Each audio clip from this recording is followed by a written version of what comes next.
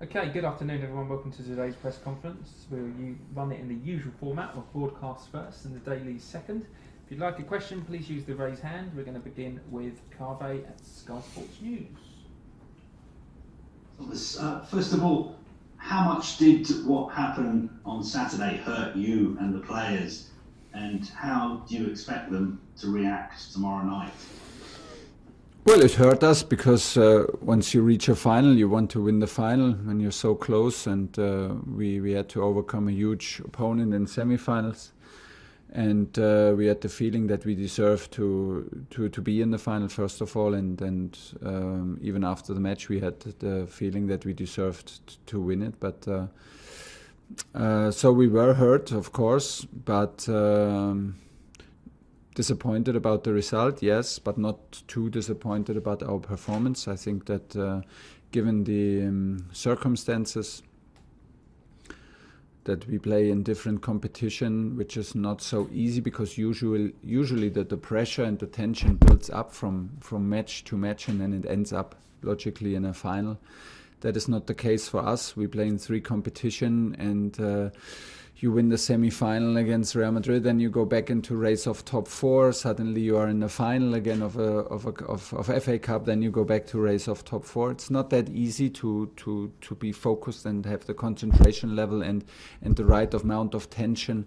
It's not always logical, but and for that, given the circumstances, first time with spectators, a big match, we are also not that experienced in finals with our young squad.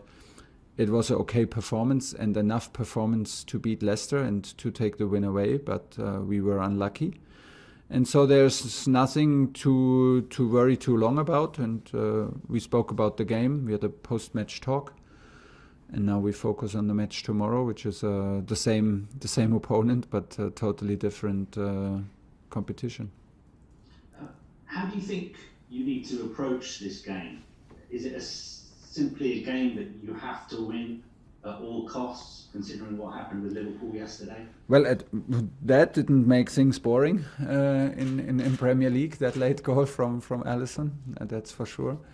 But at all costs, I don't like at all costs, because at all costs means, at all costs means at all costs, and this is not what we do. We want to win games, we're in sports, and this is not about life and death, but it's super important for our ambitions, and this, of course, the situation is very clear. It's still in our hands. This is absolutely positive, and what we worked hard for, we should not forget, and we approach the game more or less like any other game. When the more tension is on, the more normal approach we use, because there is a lot of surrounding, there's a lot of talks, there's a lot of constellations, what happens if. So the best thing is to stay focused on what you can influence, and this is our performance. And so we approach this game like any other game, with a clear will and desire to win.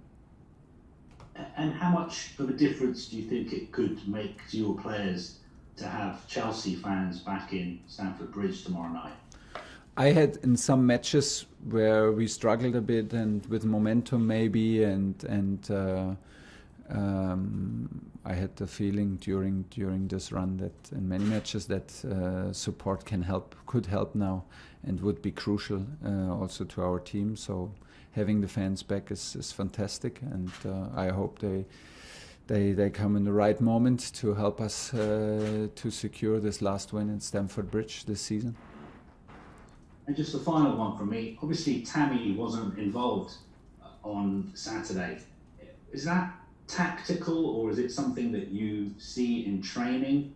And do you think he still has a future at Chelsea? Would he play for the club again, do you think? Well, it's just the amount of people that I can nominate for a game, and it's then I have to select 18 for 20 position, and then we decided to start with Timo Werner on the 9, and we had Kai and Ollie who can play on the 9, so we decided not to have 3 number 9 on the bench. This is it. It's never personal.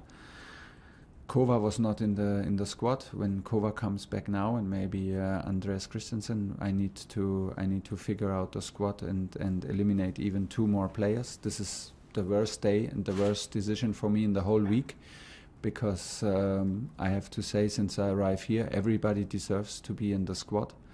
I understand his frustration, and it was not the first time. And we have other guys with the same situation to face. And this is not the moment to complain, and this is not the moment to explain too much. This is the moment just to live in the moment. These are the decisive 2 weeks now of the whole season. So this is the situation, and this is it. John Southall, 5 Live. Hi Thomas, did you watch the Liverpool game yesterday? And if you did, what were your thoughts when the goalkeeper pops up in the last minute? Honestly, I came home in the afternoon, and then I checked on my. I switched through the telly. I saw 1-1 in the middle of second half, and I thought, oh, that's not a bad result. So I was a bit superstitious and did not follow. And when I checked on my phone, it was actually 95th minute and was still 1-1. And when I checked 1 minute later on my phone, I had to realize that superstitious does not work always, and maybe never. But did not help not to watch it. Obviously, I took the wrong decision, if that had any influence. Well, like I said, that does not make things boring. It was a fantastic header. I saw it today. It was a fantastic header in the last minute. That makes things pretty interesting and pretty tight, but still it's in our hands. And like I said, somebody asked me after the final if this was a major setback for us for Tuesday. No, the setback was the Arsenal game. It's our fault that it's so close again. We let the door open, and so Liverpool put a foot into the door. This is what they do. This is a strong team, and anyway, we had a huge effort to overcome them and to close the gap to them, to overtake them. This is what we did, and we can be absolutely aware of this huge performance that we did so far. But we want to finish the job and need to refocus today, forget all the other results, and rely on ourselves, because we are in the lucky situation that we can rely on ourselves and don't have to look on other grounds. And how big a job is it for you to make sure the players are mentally ready? Because I suppose it's only natural that doubts are now going to creep in after a couple of defeats. Yeah, of course. And then it's natural, also to be ready again. There was not. We were not so. I was more worried about and more angry about our performance in the Arsenal game, where I had the feeling that we were not sharp enough and not on point, and did not put the bar to the level to bring us a victory home.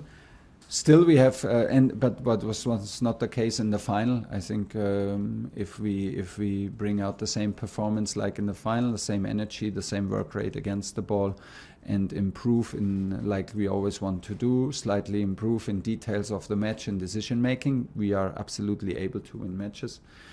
We are absolutely aware that we need a momentum and a bit of luck in any match to have results that's like this.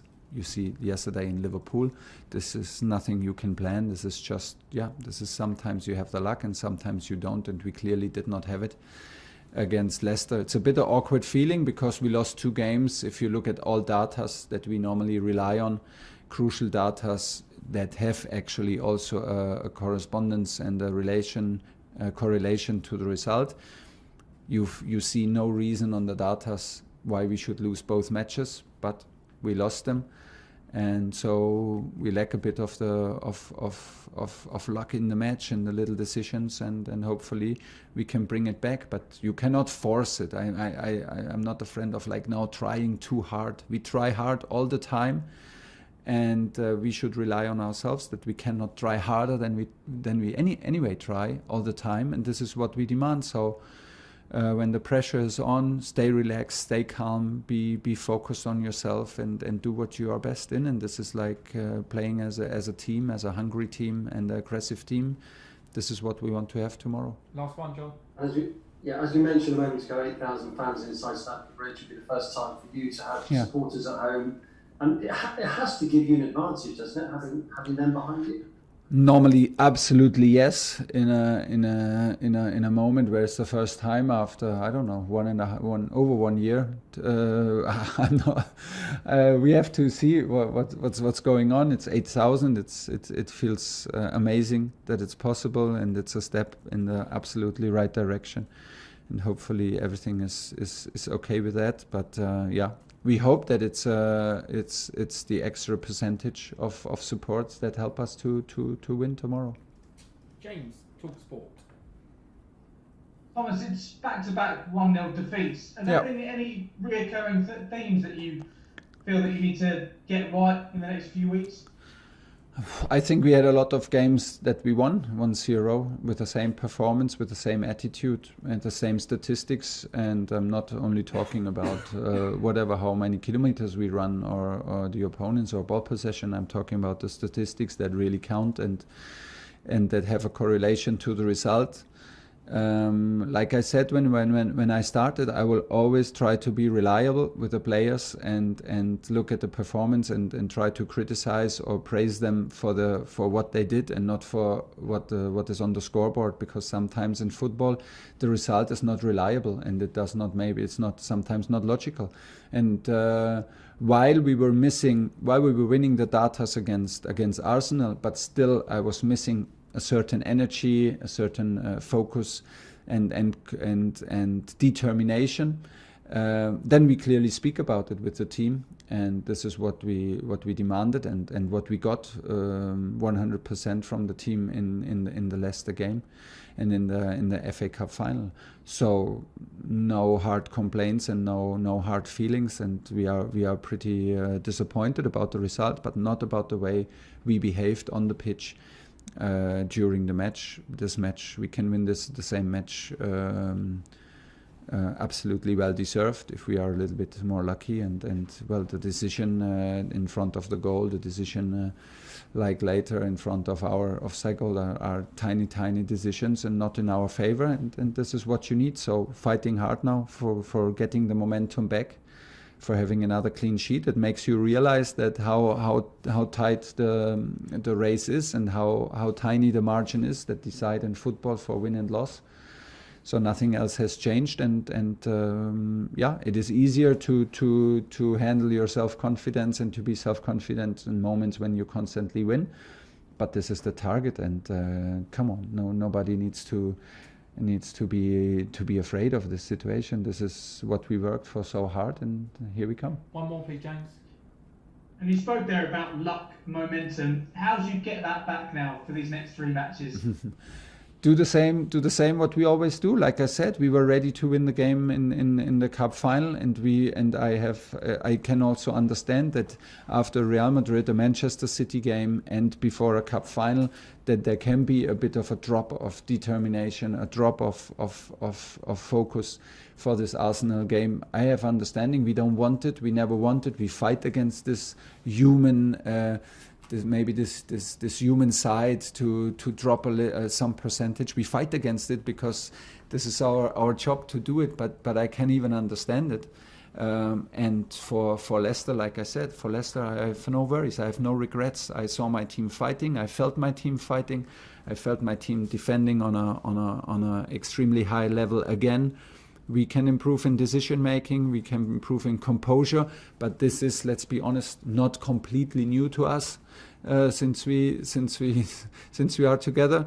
So, except for the result, nothing much has changed, and I'm not afraid to say that these are not deserved losses, but still they are losses, and it's always a bit of a challenge to cope with it. And so it's the next step in our development together, yes. Last question in broadcast, Nazar Kinsella. Hi Thomas, you were talking about defending on a high level. I think one of the success stories has been Tony Rudiger this season, and he's playing with a mask as well, a broken face. Can you tell us a bit about his warrior spirit to play through that injury and how important he's been for you? And also, does that mean you're going to try and push for a contract for him in the summer as well? Well, nothing nothing is better than what he's doing to fight for a new contract. If he wants to have a new contract, he has our full support. If he wants to stay in the club, then speaking with performances, and this is what he's doing, is absolutely amazing. And since day one, we chose him in the first match after one training. It was an unfair decision against Kurt, but he was German. I had a clearer picture of what he can do, of course, because I followed him a bit more than Kurt Zouma. So it was an unfair decision, and it was like I had a clear picture of what I can ask of him and what he can be capable to deliver to a team. And he took the chance. It was not, since then he is absolutely well deserved that he is in the team. He's kind of an aggressive leader. He has this natural aggressivity in him. He hates to lose. He is hard to beat in duels. He is very, very brave and full of energy in defending. And he's leading by example. He's, like I said, he has a very positive aggressivity in him, and this is what we like.